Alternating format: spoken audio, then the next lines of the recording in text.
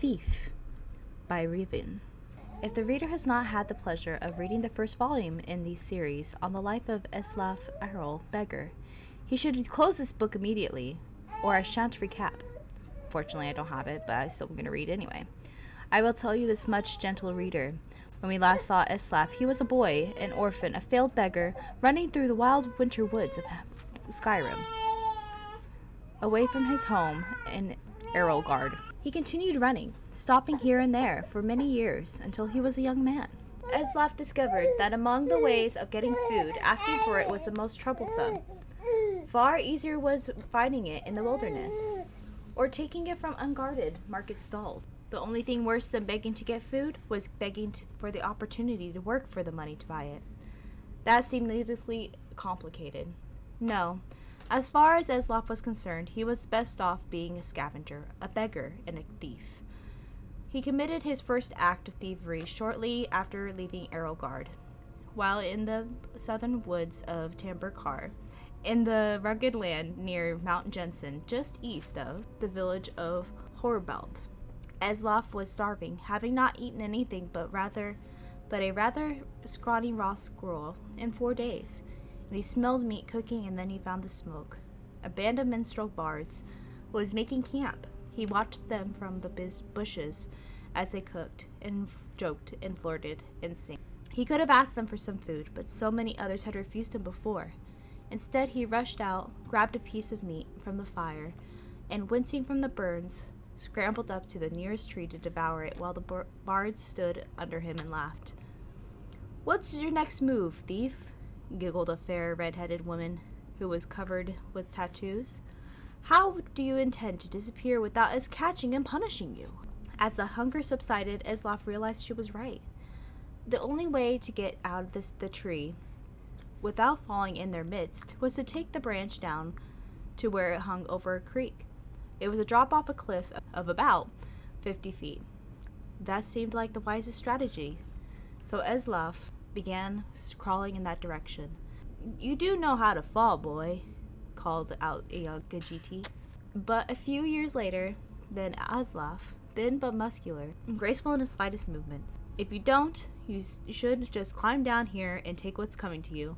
It's idiotic to break your neck when we just have to give you some bruises and send you on your way." "Of course I know how to fall," Eslaf called back, but he didn't. He just thought the trick of falling was to have nothing underneath you and let nature take its course. But 50 feet up, when you're looking down, is enough to give anyone pause. "I'm sorry to doubt your abilities, Master Thief," said the Khajiit, grinning. "Obviously you know how to fall feet first with your body straight, but loose to avoid cracking like an egg. It seems you are destined to escape us." Eslaf wisely followed the Khajiit's hints and leapt into the river, falling without much grace, but without hurting himself. In the years that followed, he had to make several more drops from even greater heights, usually after a theft, sometimes without water beneath him, and he improved the basic technique. When he arrived in the western town of Jolenheim on the morning of his 21st birthday, it didn't take him long to find out who was the richest person, most deserving of being burgled.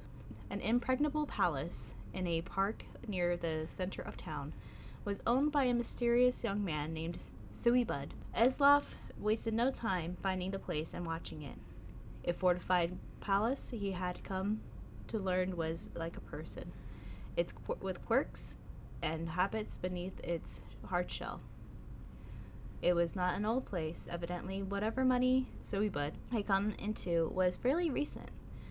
It was regularly patrolled by guards, implying that the rich man was fearful of being burgled, with good reason. The most distinctive feature of the palace was its tower, rising a few hundred feet above the stone walls, doubtless giving the occupant a good defensive. Eslaf guessed that if Suibud was as paranoid as he guessed him to be, the tower would also provide a view of the palace storehouse. The rich man would want to keep an eye on his fortune. That meant that the loot couldn't be directly beneath the tower, but somewhere in the courtyard within the walls.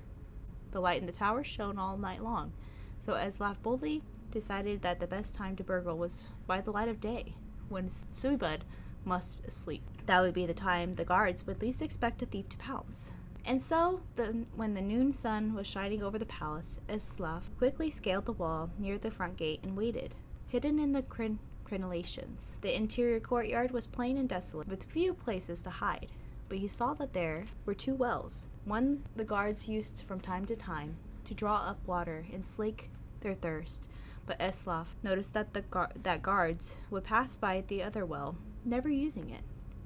He waited until the guards were distracted just for a second by the arrival of a merchant in a wagon, bearing goods for the palace.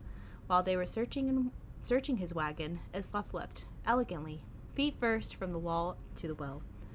It was not particularly soft landing, for, as Eslaf had guessed, the well was not full of water, but gold. Still, he knew how to roll after a fall, and he didn't hurt himself. In the dank subterranean storehouse, he stuffed his pockets with gold and was about to go to the door which he assumed would lead to the tower when he noticed a gem of the size of an apple, worth more than all the gold that was left. Eslaf found room for it down his pants. The door did indeed lead to the tower, and Eslaf followed its curving stairwell up, walking quietly but quickly. At the top he found the master of the palace's private quarters, ornate and cold, with invaluable artwork and decorative swords and shields on the walls.